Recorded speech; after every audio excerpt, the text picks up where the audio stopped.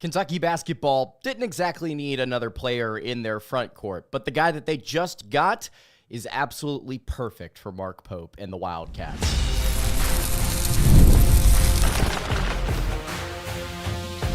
You are Locked On Kentucky, your daily podcast on the Kentucky Wildcats, part of the Locked On Podcast Network, your team every day. All right, what's going on, Big Blue Nation? Welcome on into Locked On Kentucky, your daily Kentucky Wildcats podcast. I'm your host, Lance Dawe, and on today's episode of Locked On Kentucky, we are going to be discussing the most recent commitment for Kentucky basketball. This one came pretty quickly earlier today, and this is now the third time I've had to record a show today breaking down the news surrounding Kentucky basketball today, but we finally got a commitment from Miami of Ohio center Reece Potter. We're going to be breaking down what exactly this means for the Wildcats. Their front court is incredibly loaded, and I think Mark Pope is very clearly trying to implement a strategy that just won a program in our conference, a national championship. This episode is brought to you by Monarch Money. You can take control of your finances with Monarch Money. You can use code LOCKEDONCollege at monarchmoney.com for 50% off your first year. Thank you guys to everyone that is watching this live on YouTube. If you're in the live chat, let me know what you think about this pickup. Let me know what you think about the Kentucky basketball roster as a whole. We're going to be breaking it down here for you on today's show. All right, let's go ahead and get into it here real quick. Reece Potter, a 7'1" center out of Miami of Ohio, has transferred and committed to Kentucky. Now, there were some things floating around on Twitter, I believe either late last night or early this morning, about how Potter could possibly transfer to Kentucky and then be a walk-on. That was very quickly dismissed, and then we got to hear some reports from David Sisk, from Jacob Polachek, friend of the program, earlier today about how, hey, Kentucky's actually reached out to this kid, and it seemed like things were going to be picking up pretty quickly, and then boom, we got a commitment about an hour and a half ago. Reece Potter committing to the Wildcats, and Great Kentuckian here in the live chat asks the question that I was wondering, is this our last player? I'm surprised we did not get a guard. Thank you, Great Kentuckian, longtime listener of the show. Yeah, I'm kind of surprised that this was not something in the backcourt either, but I think what this coaching staff is trying to do right now is kind of cover their bases with some of the different players that they have contacted in the transfer portal at the guard position, while also trying to hold the spot open for Otega Dawe if he does come back. Because you think about it, Kentucky's got a lot of different guys that can play shooting guard or play point guard, and to be completely honest with you, if Dawe comes back, I don't really know if Kentucky needs anybody else in that backcourt, considering just how much attention guys like Lowe and Dawe are going to get in terms of minutes, in terms of shot selection, in terms of usage rate, all that good stuff. So I think Dawe coming back would kind of solve a lot of different problems for Kentucky right now in terms of what they might do in that backcourt. But as another chatter just pointed out here, my guess is we'll get one more player. I think that we might get one more guy, very possibly. And it's probably going to be somebody that's sitting there in that backcourt that could possibly be a third or fourth string Travis Perry type player at point guard. To go back to Reece Potter here for a second.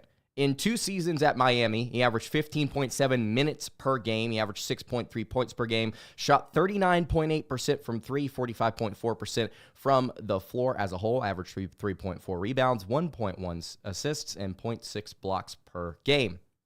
The reason that this is a perfect pickup for Kentucky is that it is a pure stretch 5 with the ability to pass the ball a little bit. This kid was averaging 17 minutes a game as coming off the bench last year, guys. This is not a walk-on. This is not a rando ad that will never see the floor. I genuinely believe that Potter, despite being right now what looks like a 4th or 5th string guy, yes, he is a depth piece, but I think this kid can play. And the fact that he's got 2 more years of college eligibility left, I think proves to me that he's going to at least get some sort of run in the future for UK, especially whenever maybe Jaden Quaintance declares for the draft, maybe Brandon Garrison does the same here after this season.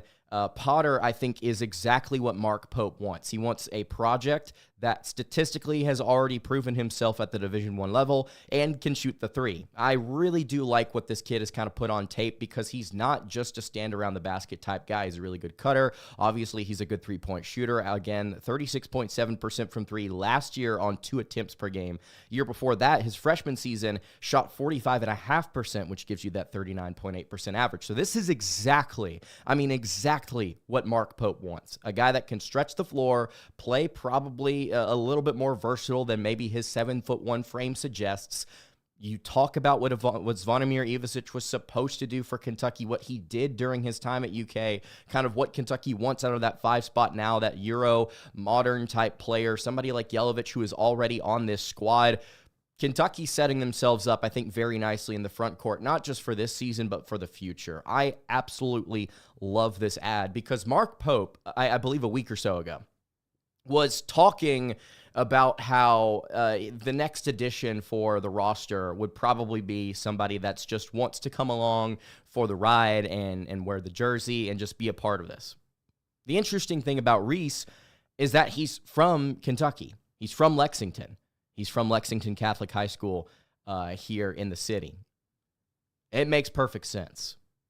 He's a kid, probably grew up as a Kentucky fan, and wants to come back, wants to put on the jersey, and just wants to be a part of this experience. That's true. At the same time, though, I truly believe that it might not be this season, but a season down the line, this kid might get some run. I think that you talk about what Pope did at BYU as well, where he took some no-name type players, developed them, put them into his offense, and made them look like studs. I wrote an article about this, I believe sometime late last summer, about like 5 different guys that had come into the BYU program as kind of either no-name players or just kind of guys that had been journeymen up until that point in their career, statistically not that great. And Pope turned them into offensive weapons, legitimate offensive weapons. Somebody like Potter, I think if you look down the line, might be somebody that gives us some serious run at various spots at center. And probably, again, not maybe this season, but I think that adding depth now, adding some injury insurance is absolutely nothing to scoff at. I really like this pickup, man. The kid's got a good-looking jump shot, too. The kid's 7'1". It's shocking to me that he plays as well as he does at 7'1". And this is I want to be clear. On paper right now, despite what I've said, this is the 5th option at center. This is the 5th option at center. A kid that can spray it from 3, is 7'1", tallest player on the roster already, and showed a lot of promise as a young kid at Miami, Ohio. And the argument of, well, he wasn't that good, the group of mid-majors, I should say. It's not group of 5 in college basketball. Mid-major basketball is not that good. You're not going to be able to find a lot of talented players in the mid-major ranks. Mark Sears came from Ohio, the Bobcats. This kid's from Miami of Ohio. Guys like Antonio Reeves came from Illinois State. Janai Broome came from Morehead State. You're going to find hidden gems that come into the SEC, develop for a few years, and you look up all of a sudden, they're a legitimate prospect, not just for the NBA, but for the SEC team that they play for, and they're going to be a force. Somebody like Potter could absolutely be that down the line. As Isaac Adkins points out in the chat, I think he gets some minutes this season, Lance. He looks decent. He looks pretty good for a pickup that Mark Pope said, look, if we add anybody else, it's going to be somebody that just wants to be along for the ride, be along for this experience, that loves Kentucky. Yeah, that probably is very much so true. The kid can play. I mean, obviously, you grew up in Lexington. You watch Kentucky basketball growing up. You're going to be able to play a little bit of hoops, especially if you're 7'1", frankly. So we'll continue to break this down. I've got some thoughts on why exactly this might be just the perfect pickup for Kentucky and what exactly Mark Pope is trying to put together here.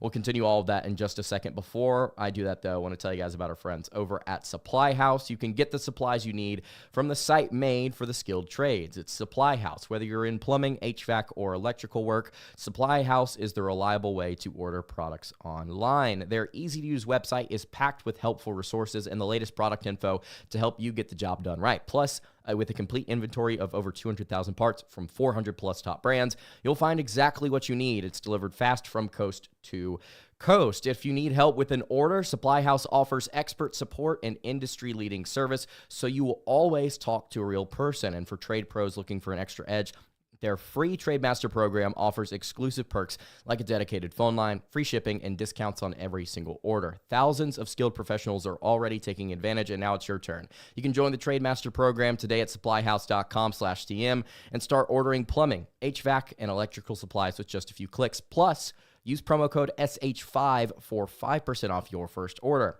at supplyhouse.com. All right, continuing along here on the Monday live stream edition of Locked On Kentucky. Lance Dawe hanging out here with you. Really appreciate you guys tuning in to the show today. Again, if you have not subscribed to the YouTube channel or the podcast feed, would love it if you did so. If you're watching here live on YouTube, keep the questions coming.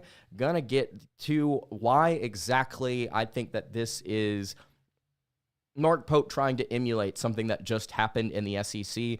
Pause for water here, of course, as you can't run this machine on just a bunch of yapping for 30 minutes. And I somehow got a bunch of ice in my mouth.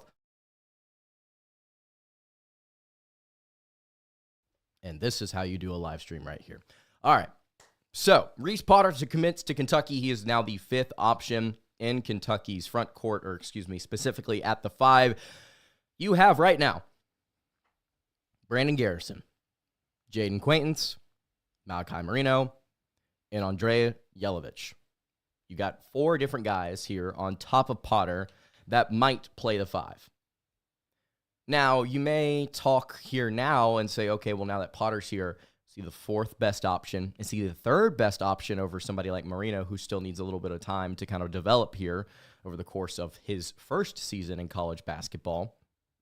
Possibly. Do you slide Yelovich up to the 4 and just let him play there because you have so much depth in your front court? I don't know. But here is the big picture. I believe this is what Mark Pope's trying to do. I think Mark Pope is trying to copy what Florida did a season ago. And I say a season ago, I mean a month and a half ago.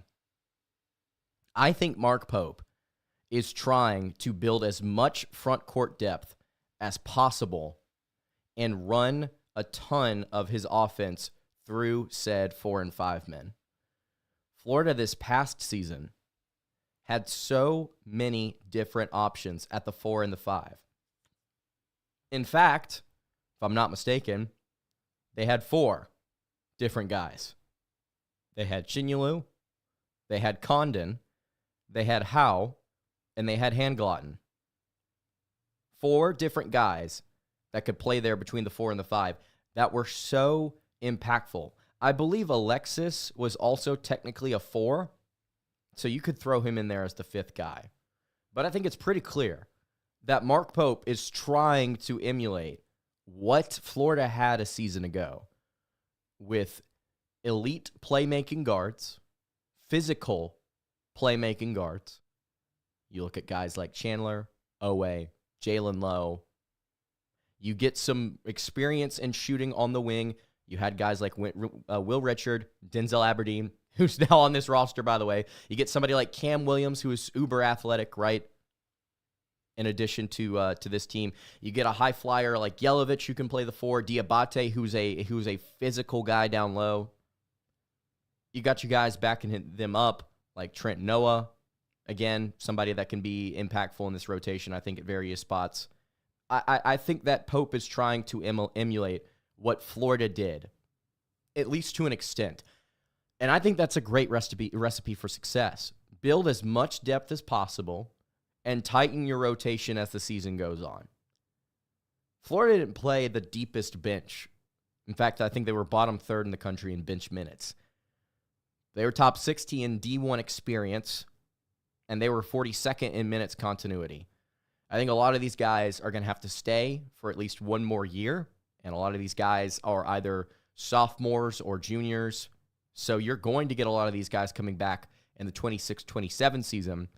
I think this is a great move short term, but I think you're setting yourself up to look across the board in the 2026-2027 season and say, okay, Kentucky, if they don't win a title this year, they are going to be a favorite to do so next, or the season after that, 2026-2027. You got a lot of guys that have so many years left that can make an impact for you across the front court.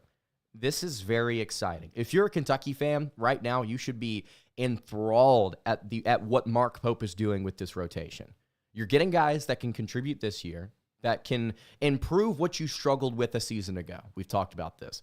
Rebounding, rim protection, just defense as a whole, athleticism, speed. And you're probably going to get those guys for multiple years. With Pope's track record of making guys look better in his offense and turning them into better players, you can't look at this and be anything other than excited. Can you have concerns about how the shooting might look? Sure. Can you have concerns about maybe will Kentucky actually be significantly improved on defense? Sure. Can you have concerns about what happens with Jaden Quaintance? Can he actually come back in time? Sure. Which, by the way, I'm just letting you know, there's a very good chance he's going to be available very early, if not for first game of the season. I would be surprised if he wasn't, and maybe it's just Kentucky injury luck that's kind of getting me frustrated or concerned, I should say there. But anyway, I digress. This is a very good team that added yet another long-term piece that has already proven he's got some upside. We don't have to speculate about Reece Potter. We can go watch it on YouTube if we want. We can look at the numbers. You can do what Jacob Polacek did and sit down with his high school coach. You can go ahead and already see the flashes of potential. It's there. This is a great ad. This is not some unknown freshman piece or somebody that didn't get any run whatsoever, and they're just coming in as a walk-on, and they're just here for the ride. I like it. Will we get one more guy?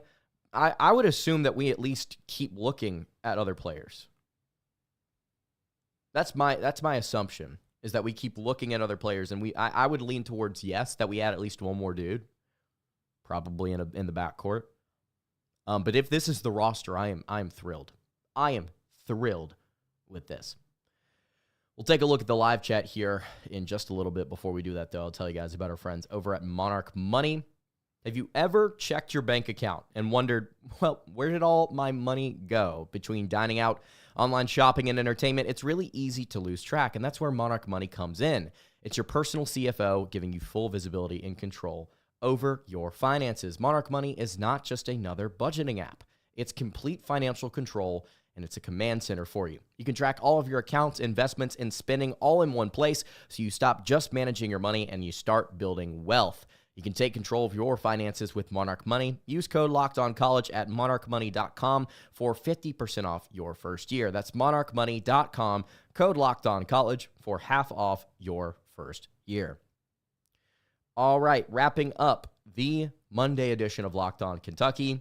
We're going to get to the live chat here, kind of break down what we think about Reece Potter, what we think about this Kentucky team. You guys let me know right now, what are your expectations for this Kentucky Wildcat squad heading into this 2025-2026 season?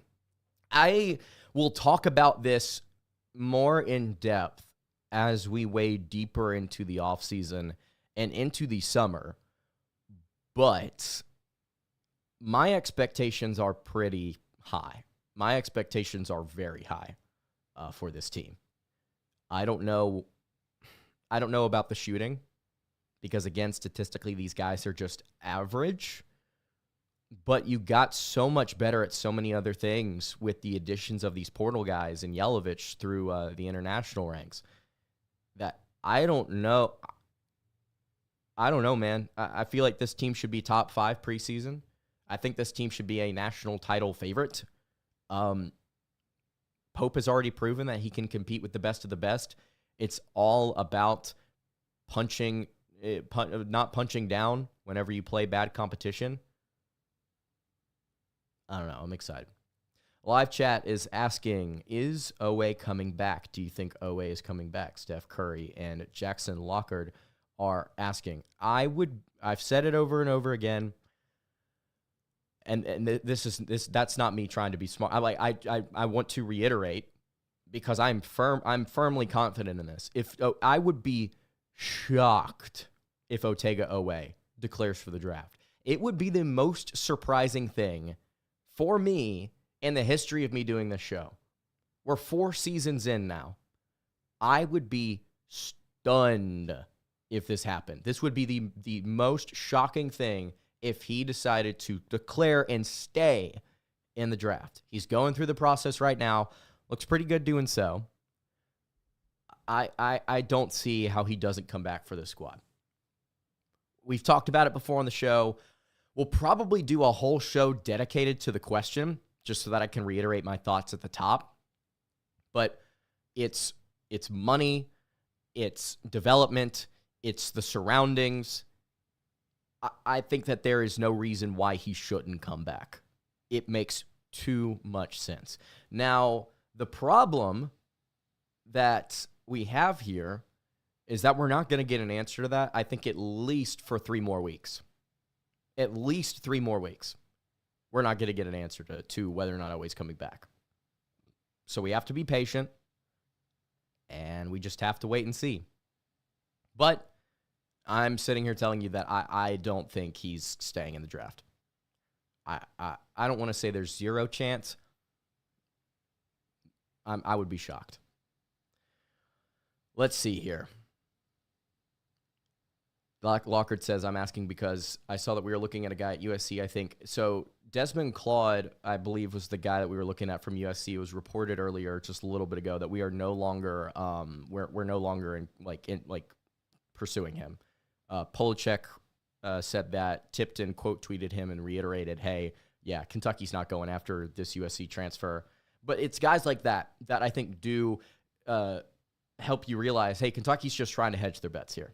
Kentucky's trying to do everything they can to make sure that they cover their bases in case Dawe doesn't come back. Clav D says Lowe's numbers were off last year due to a broken hand. I believe he's going to be much better than people think. We're going to do an episode about this very soon. Jalen Lowe, you might want to go elsewhere when wondering who is the most underrated pickup on this roster. But Jalen Lowe, I think, has an uber strong case to be the most underrated addition to this year's team.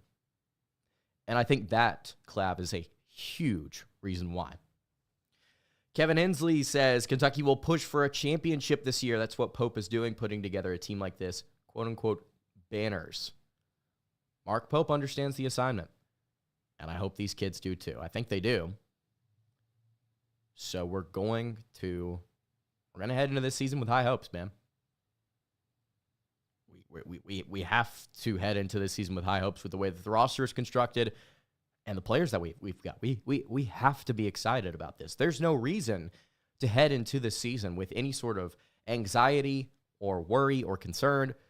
Guys, we just beat all of these top 15 teams. The SEC is not going to be as good as it was a season ago. You're going to win more games. I firmly believe that. Your defense is going to be better. You're going to be more athletic. You're going to be fun. This is going to be a really, really fun squad. I will forever love Mark Pope's first team here. Love what those kids did. They were awesome. They are awesome, and I wish all of them the best. I hope that every single one of them that has departed finds a way to go play professionally, whether it's here in the States or whether it's overseas. I wish nothing but the best for them, man. They were all incredible. I'm looking forward to this next team. Some of the guys are back. One of those being your leading scorer, most likely in Otega. I'm thrilled. I am thrilled. Great Kentuckian says, Lance, I think Florida is setting itself up for another title run behind Rue. They are going to be very tough again next year. Pair that with Xavier Lee. And I think there was one more player that they got. I think Howe decided that he was coming back, which is big for them. But yeah, I think Florida is going to be good in the SEC again. I don't think they're going to be as good, but I think they're going to be good again. Auburn, I think, is going to take a step back. Alabama's going to take a step back, in my opinion, as of right now. We'll see what else they do in the portal. They need more backcourt support, I think. Maybe they just don't think they do. I don't know. I think Tennessee is probably going to take a step back with some of their lead options gone. Ziegler, Lanier, etc. Igor being gone. Obviously, it's not like Kentucky's the only team here that's adding more players and reloading and retooling, so to speak. But I really do like what Kentucky has done on paper. There's a reason why it's one of the best transfer portal classes in the country. And there's a reason why people are already talking about this Kentucky team being a national title contender and possibly favorite already. Players like Reece Potter help that. Lance, could you dedicate an episode and some time for our TBT and our La Familia team? Harrison twins are coming back, I believe. I will talk about, yes. So last year we talked about the run. Like I previewed and recapped every single game, I believe, which was so fun. That was a joy. I know the TBT's coming up. I'll probably do a roster breakdown here at some point in the future, before everything gets going. But yes, absolutely, I will do that. All right. I think that's going to do it for today's episode of Locked On Kentucky. Hey, you guys can follow the show on Twitter at Locked On UK. You can follow me on Twitter at @LanceDawe_ and follow the show over on Instagram. That is at Kentucky Podcast. Any questions, comments, concerns, leave those in the YouTube comments below. Hit me on the socials. I will see you all tomorrow for another episode of Locked On Kentucky. Hope you guys have a great rest of your day, and God bless.